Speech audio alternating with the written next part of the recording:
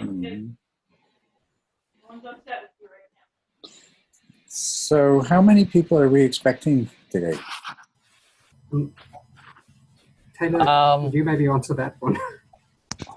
Yeah, sure. Can everyone hear me? Yes, I can. I'm expecting probably around maybe 10, 15 people or so. Well, me myself, we're already up to 18, so Okay, all right. So we we can assume that surpassed that. most everyone is here. Right, so perhaps we Yes, can sir. get started then.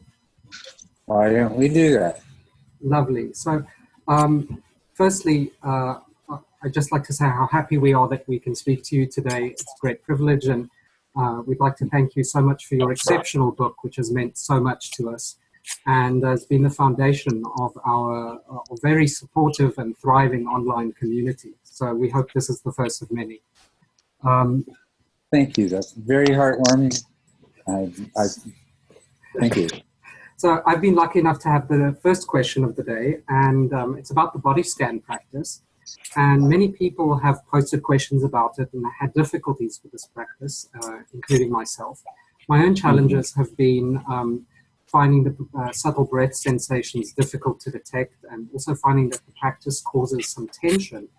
And you've mentioned that the point is not to find those breath sensations, but to look for them in order to increase conscious power and to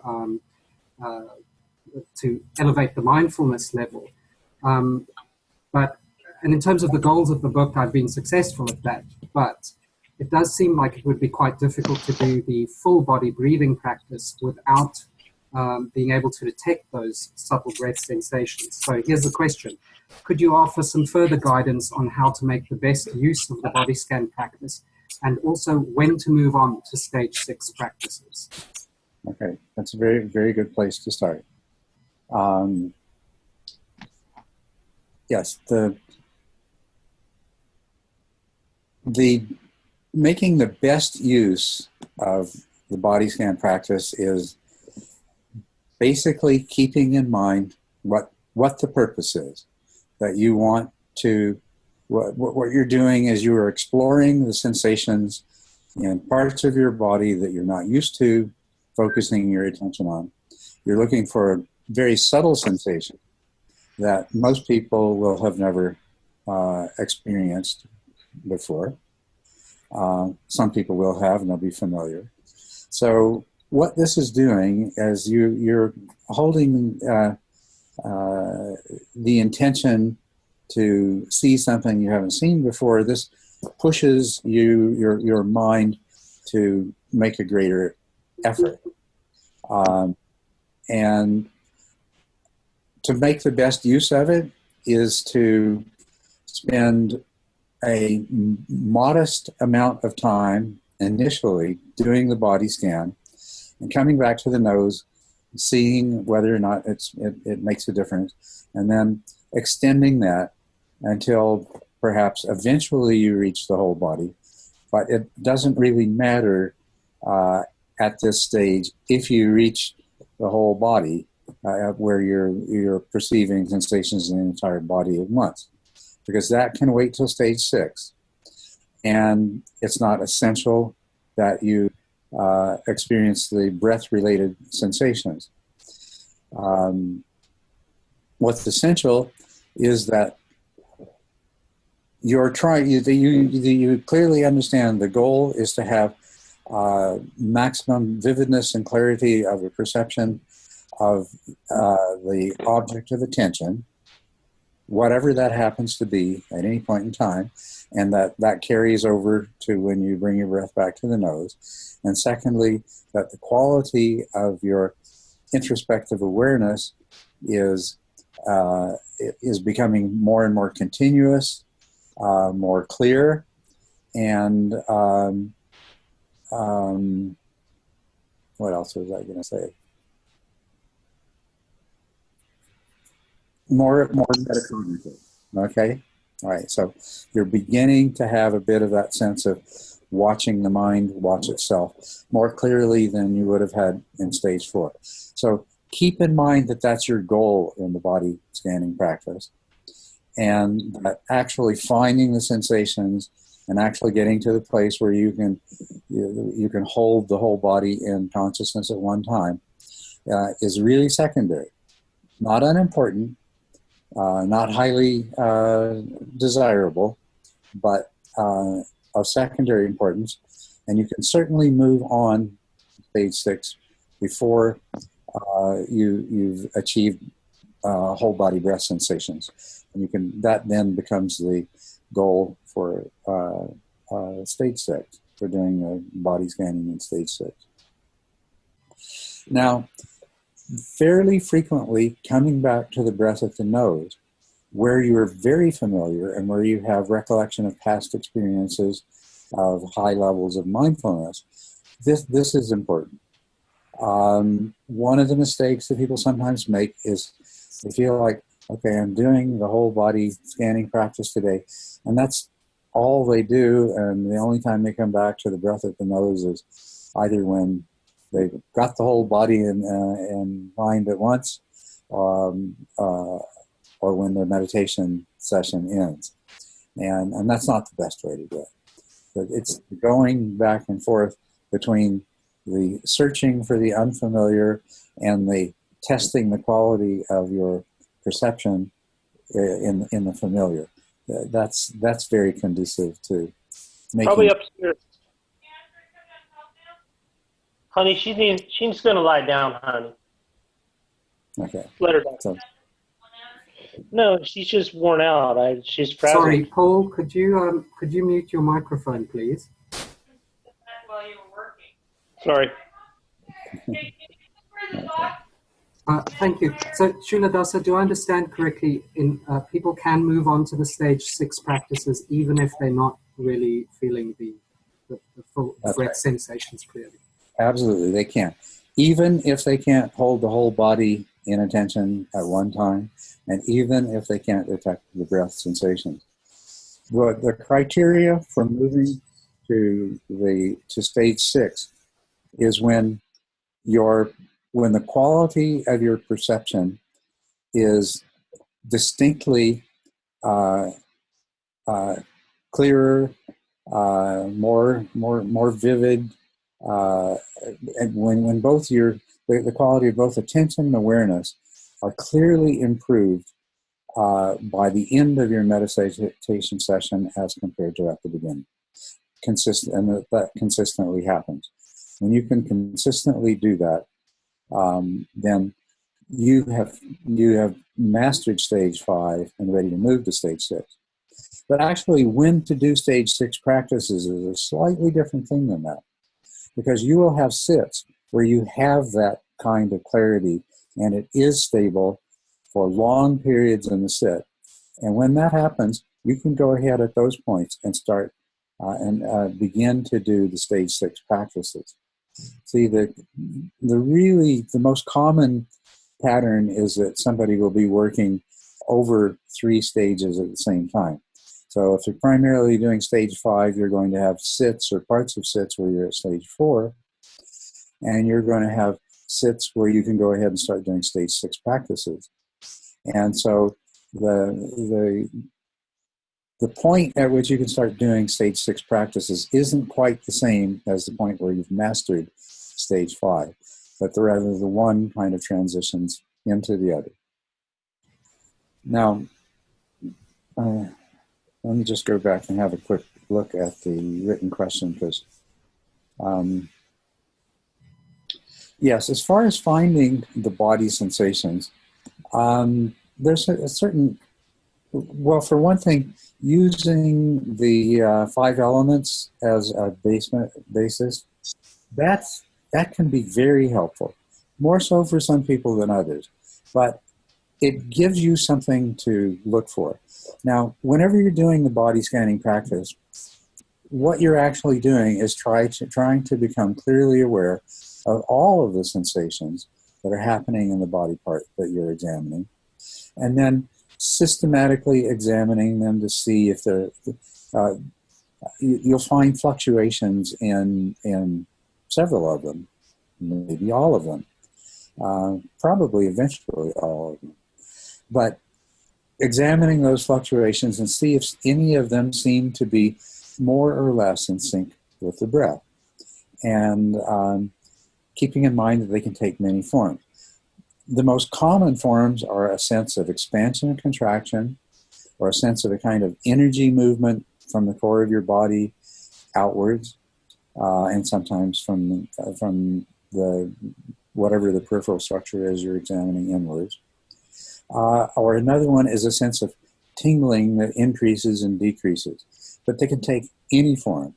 The only thing is that those are sensations that when you examine them are expressions of the wind element, the air element, which is that of change. And that it is change that has some correlation with the breath. So using the elements practice as a basis for your investigation can be very helpful. The other thing that is an obstacle that for many people is they say to themselves, well, I think I feel something that is corresponding to the breath, but then wanting to say, no, that's just, I'm projecting that. That's my imagination. You've got to suspend all that. And if it seems to be, then just accept it at face value. And if it is, to whatever degree it may be a mental projection, don't worry about that, because it's a mental projection that is going to lead you to actually perceiving those sensations anyway. The Tibetans actually ask you to pretend that you feel it even when you don't, to imagine that it's there even when you can't feel it at all. So the last thing that you need to worry about is this real or am I projecting it? Okay, you can kind of drop that entirely. Are there some more dimensions of this you'd like to go into? No, I think you've covered it beautifully, and it's really helpful. Actually, given me some perspective that I may actually have felt some breath sensations, maybe not very strong ones, but yes, thank you for your answer. It's wonderful, and we're waiting for bated breath for your next book. So I don't want to take up any more time. I think Taylor's going to take over from here on in. Thank you so much for taking the time to answer my question. Thanks. That's right. I'll go ahead and get into the second question. This one was my question. Culadasa, you emphasized throughout the book the importance of cultivating joy. And I noticed in the community there have been some people who have made progress with loving kindness as either their main practice or their sole practice. So my question was just to wonder if there were any pitfalls to this approach. Well, there are some limitations to using the loving kindness practice. And if you read ahead to some of the practices that are described in the section on the adept meditator, you would see that it would be a real challenge to adapt loving kindness to those particular practices. On the other hand, incorporating some loving kindness practice into your meditation, I would say, is essential. And if you want to incorporate a lot into it, if that really works for you, then that's great. That I would recommend doing that. But don't feel, well, yeah, I would really discourage you from feeling like, well, this works so well for me. Let me see if I can work through all of the stages only with loving kindness practice, because there are faculties of mind that you have to develop that are not that strongly present, that strongly utilized, and therefore that strongly developed in doing a loving kindness practice. And it is, like I say, very difficult to adapt the loving kindness practice. Most of the practices in the adept stages are actually insight practices. And they're insight practices that are recommended at the stages they are, because they will greatly facilitate the development, the moving on to the next stage and the development of samatha. But they also are insight practices. And what we would normally expect to see is for people to develop insight as they progress through those stages, and many of them to achieve one or more of the paths. So loving kindness meditation by itself is not going to be enough to, at least for anyone except a very rare individual. And there are some who are just uniquely suited to do this kind of meditation, but the vast majority of us are not. And I would say especially it's the case with most Westerners. Okay, thank you. I think that answers the question very well. Our next question was regarding tinnitus. I think we have the user here who posed that question if they'd like to ask it, Yes, just in case they need some clarification. Okay. So, thanks, Taylor. Culadasa, it's an honor to talk to you. The question is, do you have any advice for tinnitus sufferers to enhance their practice despite the constant noise that they can hear? Well, I mean, this is going to be a little bit of the same old thing that you hear about so many other things, is let it be there. Just let it be there. And make a practice of allowing it to be there, examining to the degree necessary your emotional reactions that arise as a result of its presence. Even investigating the tinnitus at some point, just taking it as a meditation object, especially if it's very strong and very distracting. But that's as a part of getting to the place where you can just let it be there. If you spend some time focusing on it, exploring it, just listening to how it increases and decreases in amplitude and frequency and whether it's more on the right or the left, things like that. In the process of that, there's a kind of familiarization that will allow you to let go of it and just allow it to be there in the background. I have tinnitus myself, and so I know what the process is like. But the worst thing that you can do is you try to resist it, because there really is no way that you can, and that resistance is just going to take your mental energy.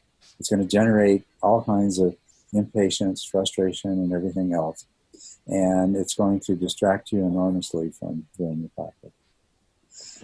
Can I ask what stage you're at, or stages you're working currently in? I think I'm in stage 4 right now. Stage 4. Okay. So, yes. That because you are you're not having long periods of mind wandering, and you're not having forgetting and things like that. I'm sure you're much more aware of the tinnitus than you were previously. And so it's come into a kind of prominence. And really, you could put it in the category with all of the other distractions that have the potential to become gross distractions in stage 4, and treat it exactly that way. thank you. I'm glad to know that you also have this beautiful disease and managed to practice despite it. Thank you. Okay, so our next question is a little bit more advanced than some of these previous questions. This one comes from a user named Mirror Void, and he says, many practitioners find that second path arrives relatively quickly after the first, but that the progression from second to third is a long and often confusing road. During this time, they're often driven to experiment widely with other practices and traditions. What advice can you offer to those in this territory? Okay. Well, first of all,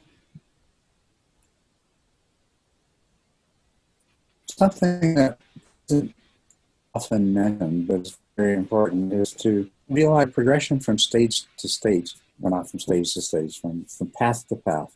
Oh, I'm getting an unstable internet notice. Can you hear me all right? Am I coming through well? I can hear you, yes. Okay, great. All right, then I'm sure everybody else can. The progress from path to path is variable for a variety of reasons, but one of them is really how much preparation you did for the path the last path that you achieved, and So depending on the method that you've used. Now, if you follow this 10-step method, and you might achieve first path typically anywhere from stage 7 on. You might achieve first path. And if you achieve first path at stage 7, you're by this stage, you have developed the skills and the faculties to a point that you're probably going to advance to second path fairly rapidly. Now, there's other factors that can enter into this. And personally, I took a long time from first path to second path. Part of the reason being that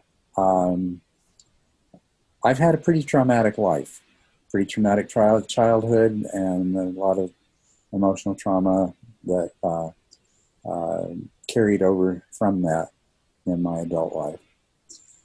And first path, it was just, it was such a wonderful improvement over anything my life had been before that I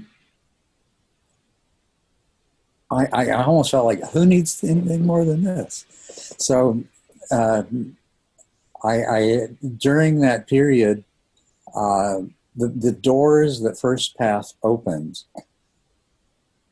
Well, here, and let me add another something that you won't necessarily often hear, but first path can vary greatly in the richness of what it gives you. Likewise, depending on what you've experienced in your process to reaching first path. If you got there too quickly and too easily, it might not have the same richness if you had to work a little harder and spent more time and maybe practiced a greater variety of techniques or things like this. But first path has a lot of richness of things that you can explore with the faculties that you have. Like one of the things that is common is that for people who couldn't achieve jhana prior to first path, now they find that they can do the jhanas much more easily. For some, it comes just, it's like once they reach first path, jhana is just, it just happens by itself. Others find that whereas they tried before, now they try it and it doesn't take long before they succeed. In my case, I had already done jhana practice prior to first path, and it's like, once I reached first path, I was able to do things with the jhana practice that I'd never done before. So in other words, I spent a period of time where my life was so much better than it ever been. I had so many things about things that I had learned about the Dharma, but only knew at an intellectual level, that I could now see and understand in my daily life. I had so much to occupy me and make me happy that I kind of, my practice became lax. I spent more and more time exploring things. Like I spent a couple of years exploring shamanic practices. I moved from that into a lot of things that involved Native American spirituality, which is actually, a lot of people don't realize this, is not shamanic, but is actually different, but quite interesting if you've done some shamanic practices. In other words, I did a lot of other things. But for some people, they just move right ahead to second path, and it comes very quickly. But how quickly it comes depends on how much work and how much preparation, how well prepared their mind is. I think one of the later questions has to do with the purifications.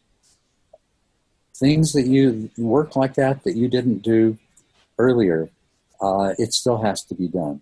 And that's something that people can end up spending a lot of time in first path working on. First path is called 7 times returner because you can end up going back to samsara not for long, temporarily, but you can slip right back into that repeatedly. And that can slow down progress to second path. Now, second path to third path is a bigger jump, very clearly. And the nature of the jump is significant too. Second path is characterized by a tremendous decrease in the degree to which desire and aversion are able to exert an influence over you, which has partly to do with the particular kind of deepening of insight that triggers a transition to second path. And third path is where there is, it's defined in the 10 Fetter model in terms of the disappearance of desire and aversion for anything of the sense realm. That is a big jump. And that can take a lot of time. And that too depends a whole lot on the kind of spiritual development of practices you've done previously. It also depends partly on what form, or to put it in the terminology of the commentaries, what gateway served you in your transition from first to second path. Okay? So, one gateway is the gateway of self. And the transition to second path comes with this really intense realization of to what degree the attachment to self pervades, sometimes at a gross level, but almost always at a subtle level, every moment of your consciousness, of your conscious experience. And the realization of that allows you to let go to a much greater degree of the attachment to self. And that is what precipitates the path moment that leads to second path. Now, another gateway is through craving itself. And remember, second path is defined as a significant reduction in craving. Well, of course, when there's less attachment to self, there's less attachment to craving. But the other gateway is when you basically realize that the only experiences, the only mental states that you've ever had that were truly wholesome, that were truly pure and clear and truly without suffering, were those in which there was no craving, and that you realize the degree to which craving in all of its different forms, including subtle ones that you hadn't recognized until you reached this point in the development of first path, that the ubiquitousness of craving in its many forms, gross and subtle. And that leads to the same thing, except in a much more direct way, so that the diminution of craving has come through basically staring craving in the face and recognizing it as the enemy that you need to overcome. And then there's the transition to second path. Now, when there is that gateway, there tends to be a strong tendency to, remember now, craving is no longer so difficult to deal with. And you find yourself deliberately seeking out sources of craving, sources of desire and aversion, basically to confront them. And if this happens to be your gateway, your progress to third path is actually going to happen much more quickly. So see, even which gateway leads you to that path transition is a factor that enters into it. Once again, purifications that you haven't done yet, internal conflicts, emotional trauma that you haven't dealt with, things like that.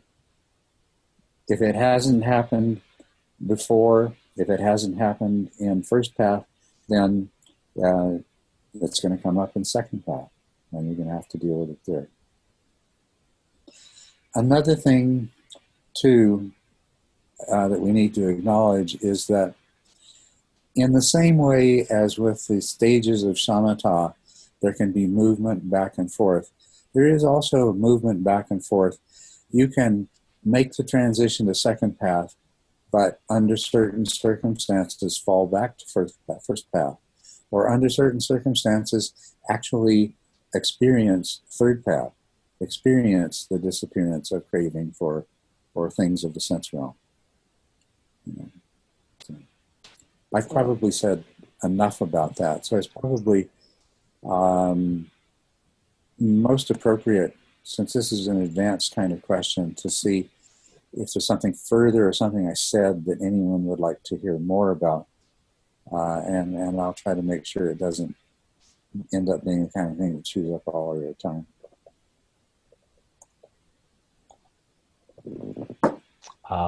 Does anyone have any questions off of that? Yeah, I had one. In the same way you're discussing first to second and second to third, could you kind of add in a little bit about third to fourth, possibly? I think that would probably get into more time, and I see we've got quite a few questions left to do. Maybe we could save that for another session if we do this again, which I would love to do with you. The one thing I didn't address during the time, are often driven to experiment widely with other practices and traditions. I told you how I did that in first path. Well, somebody might, for very similar reasons, do that in second path. So let me just answer that part of it. Okay, thank you. So with that in mind, let's skip over this next question, because I think it's also fairly deep as well. The question following that, I don't know if we have the user here that would like to pose that question, but I'll go ahead and ask it if not. In your talks, you've mentioned the importance of trying to create a group that fosters and culture that fosters awakening. Can you say more about what that looks like, or what might be useful in helping others who aren't you to create that? Create. Now, I'm not sure what the questioner's not here. There's two levels I could answer this. One is at the level of the personal level, where Ananda said to the Buddha, "Sir, the Sangha is half of the path," and the Buddha said, "No, don't say that, Ananda. The Sangha is the whole of the path." The other level is when I speak of, for the sake of the possible continuation of humanity, considering where we are in the world right now, we need an awakening at a cultural level that is global in scope. And I don't know which question that you want answered. The one at the personal level, or one at the level of how the Dharma can be our only hope of this catastrophe that we're headed towards. How about at a global level? Okay, great. Yeah, that's something that I've given a lot of thought to recently, especially because it is a main theme of the next book that I'm writing.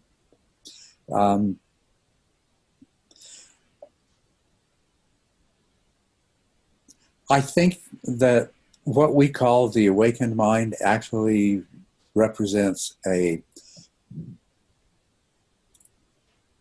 inherent and intrinsic aspect of human nature that we need to develop, that we are out of balance, and that the problems of the world are the result of that.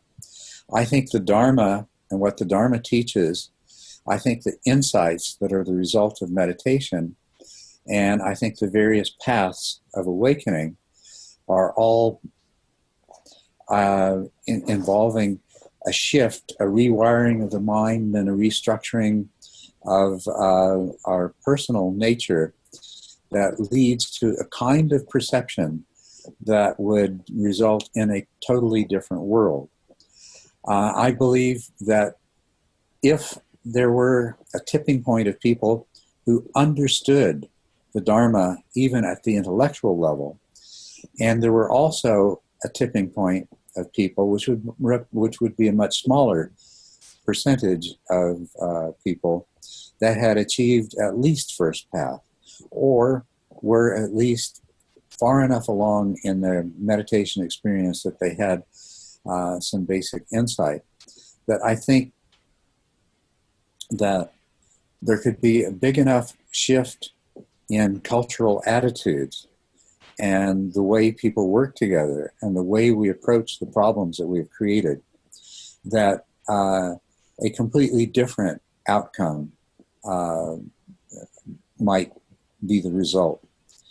I mean, the four horsemen of the apocalypse are upon us, and they are upon us because of a culture that essentially believes that human nature is the nature of egocentric, self-centered, self-serving behavior, and that even the positive aspects of human culture are more the result of enlightened self-interest or fortuitous opportunism than they are that we are really at heart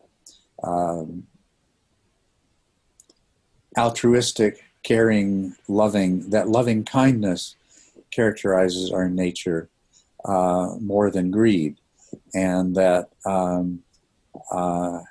allocentric perceptions of who and what we are and our place in the world at large.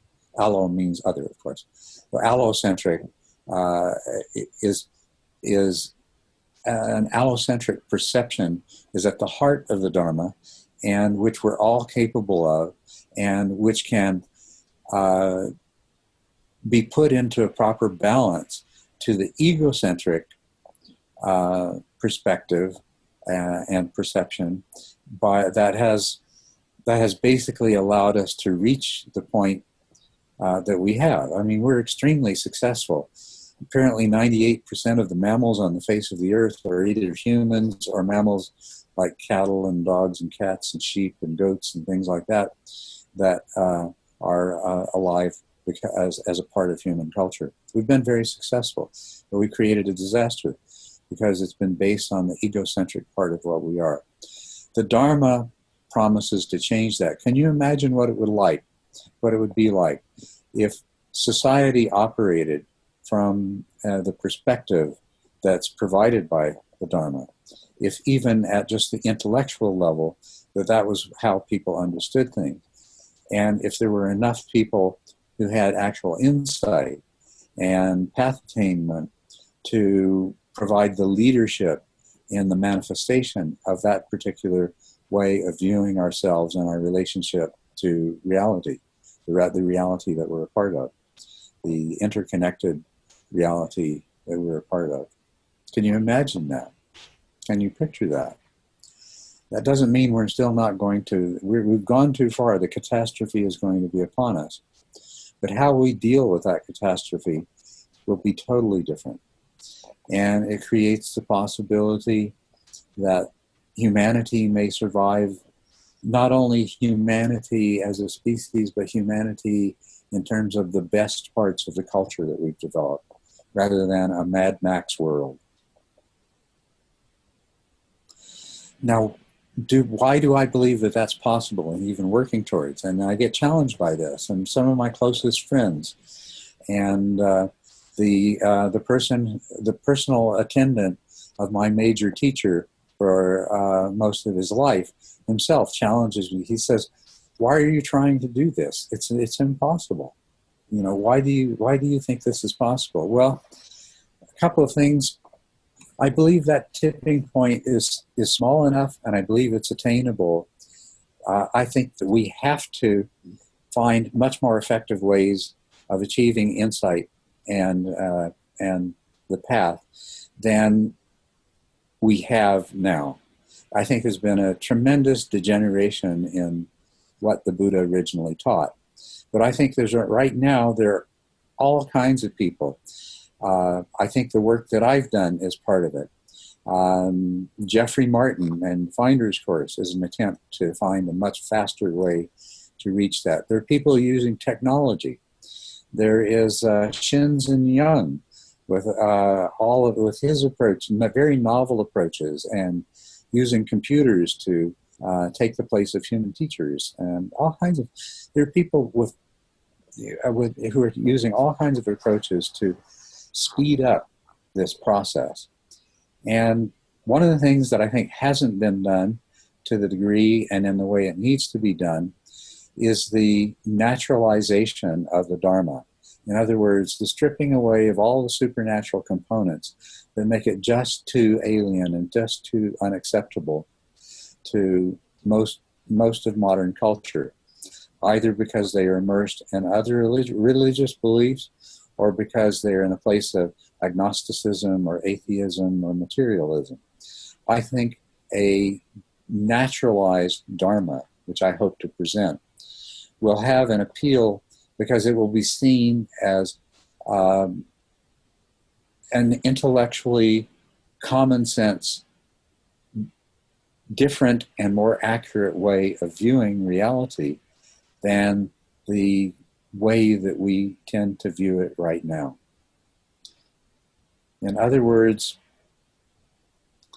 it offers, in place of a view of us as separate individuals in a world of other separate individuals and objects,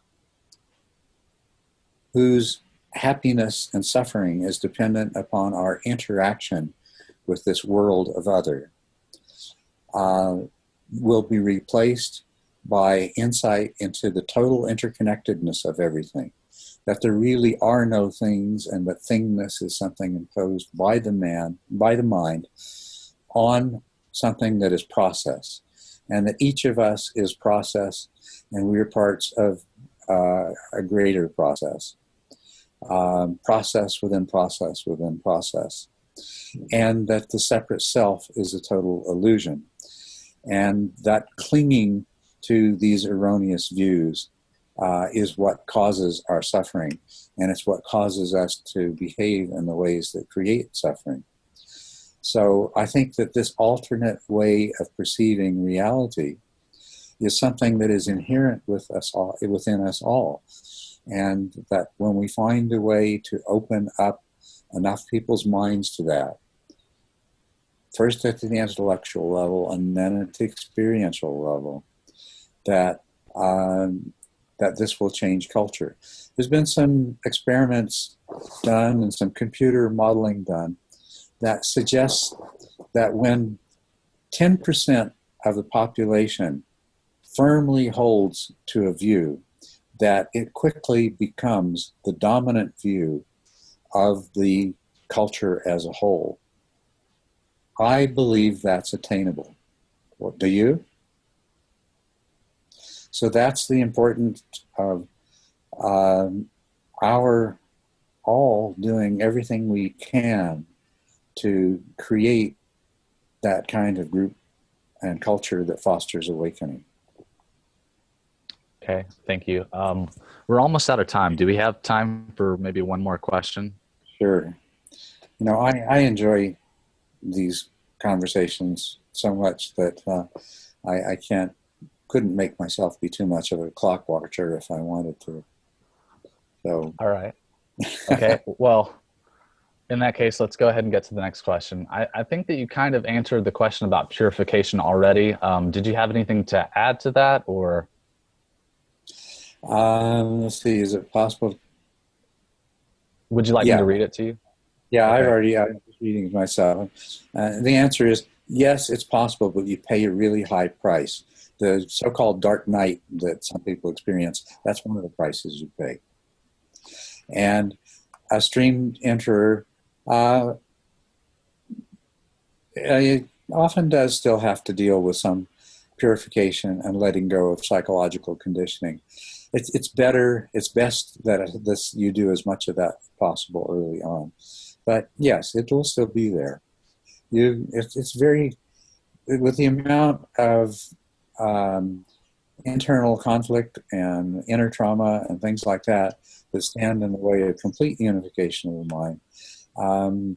Yes, even a stream enterer will still have to deal with some of that. Okay, thank you.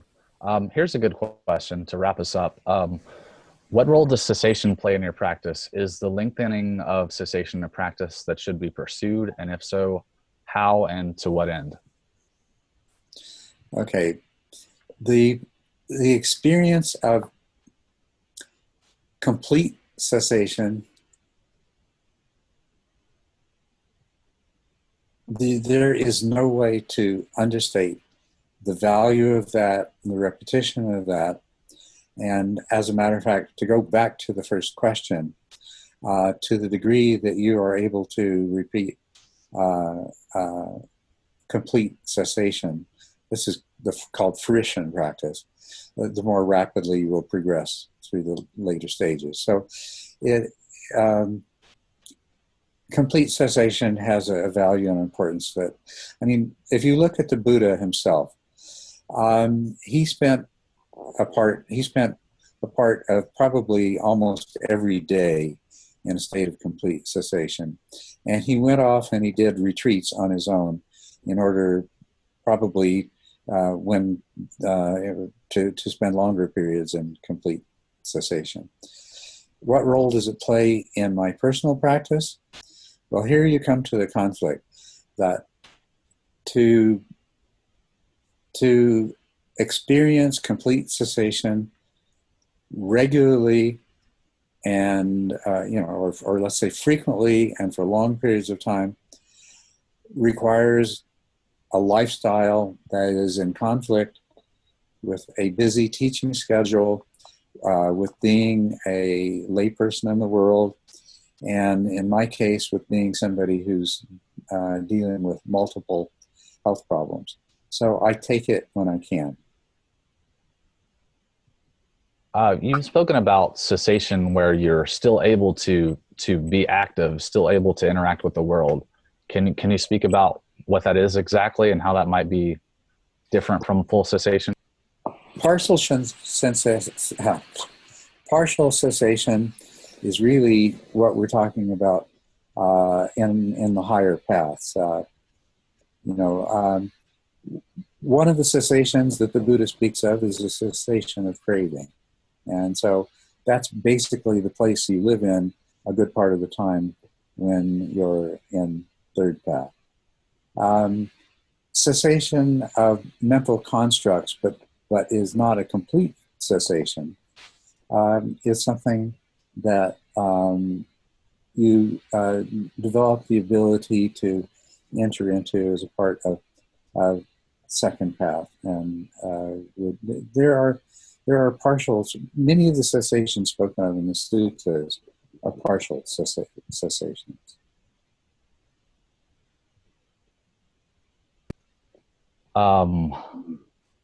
I think that just about covers our questions. I don't really want to take any more of your time. I know you're not watching the clock or anything. Does anyone else have anything that they would like to add, or? Well, can I just add, I left out a very important cessation, which is the cessation of symbolic thought. Now that's one that people from stream entry on experience for various periods of time and can become very skilled at. And that's a very important cessation. Okay. I just forgot to mention that one. Sorry, I didn't hear that. Which cessation of which? Symbolic thought. Basically, all that internal self-talk and imagery that tends to fill the mind of the ordinary worldling. Thank you very much. So yeah, there was somebody had a final question. Well, if not, then I'll ask maybe one last one. You said on the Yahoo Insight forum that you have no doubt that the, I hope I'm pronouncing this right, the Satipatthana Sutta contains a full and complete method for total awakening. Can you recommend any books perhaps on this? I know that Bhikkhu Anelio has written a book on it. I haven't read it, but if anybody would have written a really good book on it, I think he would. And it's difficult to get hold of, but what is his name?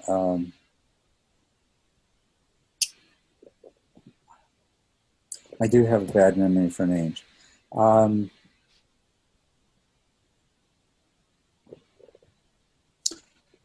of my favorite teachers of all has mentioned, his name is mentioned and is clearly identified in the book list that's on the Dharma Treasury website. What is his name? I'm so sorry. It's like forgetting my own teacher's name. If you do remember, perhaps you can just let, I think, Vayakara or one of the people who are one of your students, just let us know. Buddhadasa Bhikkhu. Culadasa Bhikkhu.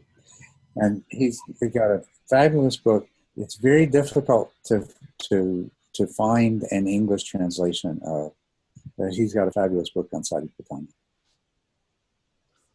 Okay. I think that about wraps it up. Culadasa, thank you so much for doing this for us. We look forward to doing this sometime in the future, perhaps maybe next month or sometime a little bit later than that. Thank you for your book, The Mind Illuminated. It's done so much for me, and I think it's done so much for the rest of us. And again, thank you for your time. Okay. There's one thing that I would like to offer you as a group, and I am going to also offer it to the Dharma Treasure community group. Someone has donated a free session, and I know there was some discussion early on of doing some kind of a poll of whether or not, of how you would choose somebody that you would collectively get a free session for. So somebody's already made a free session available, and so if your group would like to choose somebody that you think would benefit most from it, and let me know their name, put me in touch with them. Okay, I think we can do that. That's awesome, and I think we'd also raised almost enough for a second session as well. So we look forward to doing this many times in the future. Wonderful. I would enjoy that as well. Great. All right, Culadasa, thank you so much. Thank you for your time. Well, thank you. I hope you enjoy the rest of your day. Thank you. You as well.